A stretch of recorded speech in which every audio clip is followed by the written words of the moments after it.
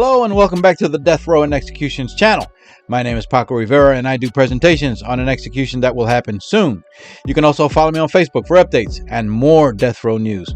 There will be a link to my Facebook in the description below. Also check out my other channel, The Maximum Sentence, where I cover a recent crime and conviction. There will also be a link for that. In the state of Florida, Governor Ron DeSantis recently signed his 8th death warrant this year for this man here, 47-year-old Richard Andrew Knight Jr., scheduled to be put to death in that state on May 21st of this year. By the way, of the 8 death warrants signed by DeSantis, only one was canceled. Richard Knight grew up in Jamaica and traveled to the United States in the year 1998 before committing a brutal double murder of a mom and daughter 2 years later in the year 2000. Sometime shortly after arriving in the United States, he was charged with indecent assault of a child under 16 and a battery of a child between 12 and 15. I don't know if that involved the same child or 2 different children.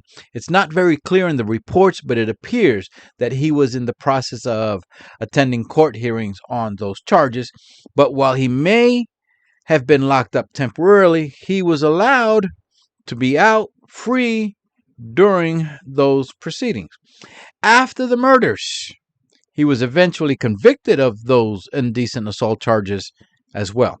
Details of those earlier assaults on minors was also used as evidence against him of his past violent behavior when he went on trial for the double murder.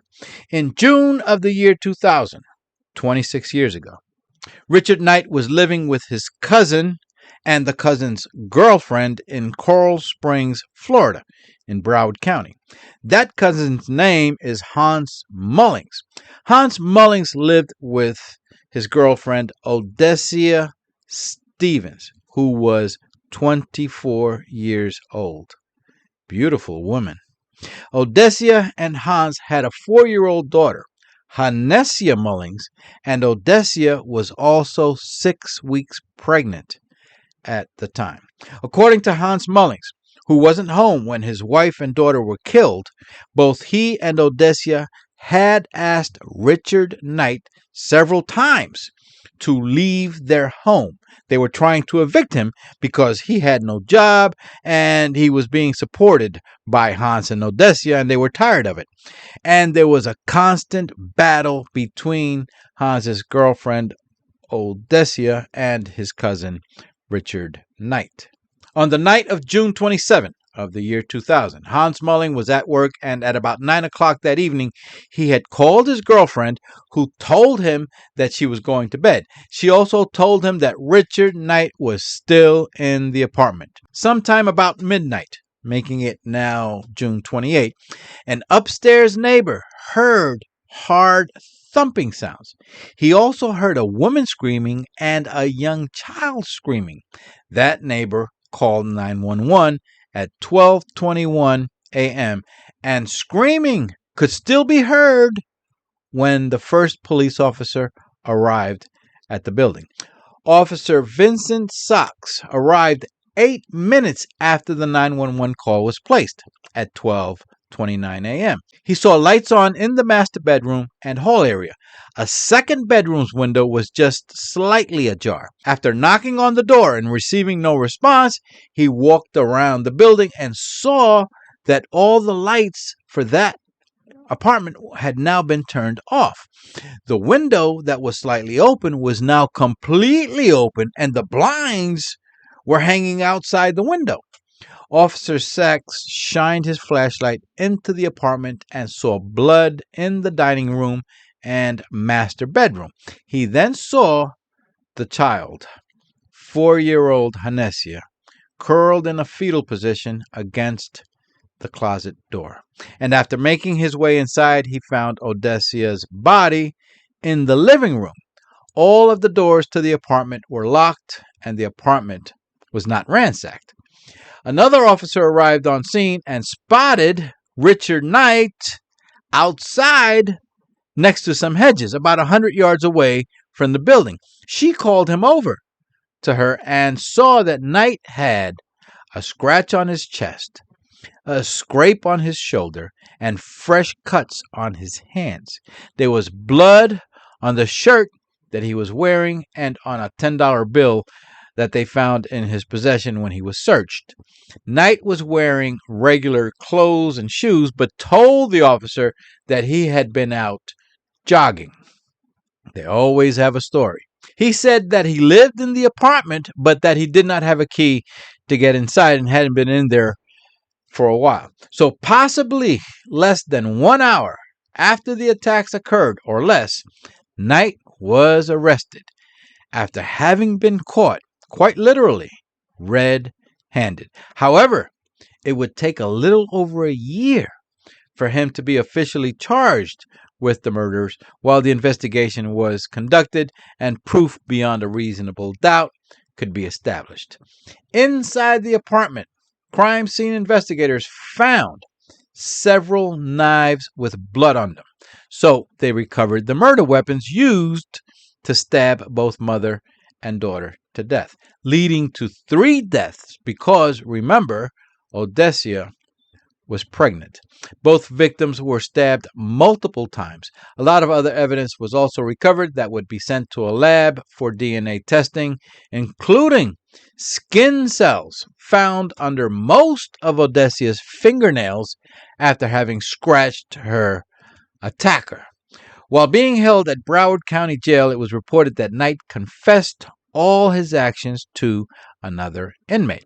Once again, while you always have to take information from a jailhouse informant with a grain of salt, this is what the informant told investigators. Richard Knight told him that on the night of the murders, he and Odessia had been arguing after she once again told him that he must move out, that she was tired of supporting him. He asked her for some more time because he had just gotten a job so that he can help with expenses. But Odessia refused and told him to be gone by morning. Knight said that he left the house to go for a walk and he became increasingly angry. He returned that night, confronted Odessia in her room, and they argued once again. Knight then went to the kitchen and got a knife and returned to Odessia's bedroom. Odessia was lying on one side of the bed with her daughter, Hanessia, beside her on the other side. He stabbed Odessia multiple times. When Odessia was unable to continue defending herself, she balled up into a fetal position.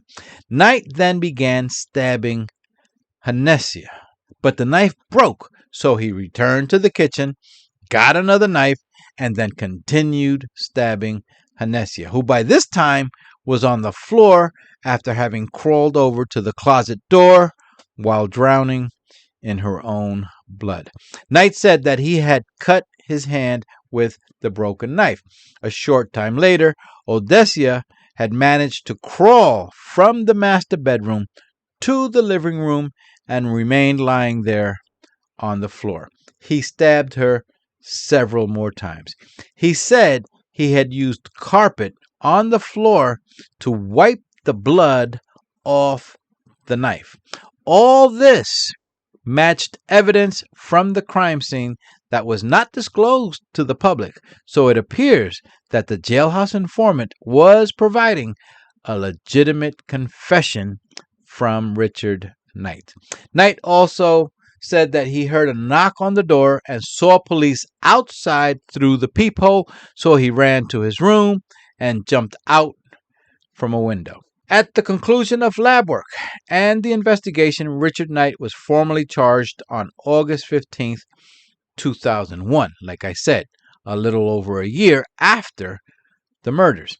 However, and I'm not sure why it took so long, but the case did not go to trial until 5 years later, in 2006, when a jury found him guilty, and it took about another year for him to be sentenced to death in March of 2007. And the man from Jamaica Richard Andrew Knight, is set to be put to death in Florida this year on May 21st. Please go ahead and hit the subscribe button for more of these death row and upcoming execution stories so that you're alerted when the next one comes out. You can also follow me on Facebook for updates and more death row news. There will be a link to my Facebook in the description below. My name is Paco Rivera. Thank you for watching. Take care and bye for now.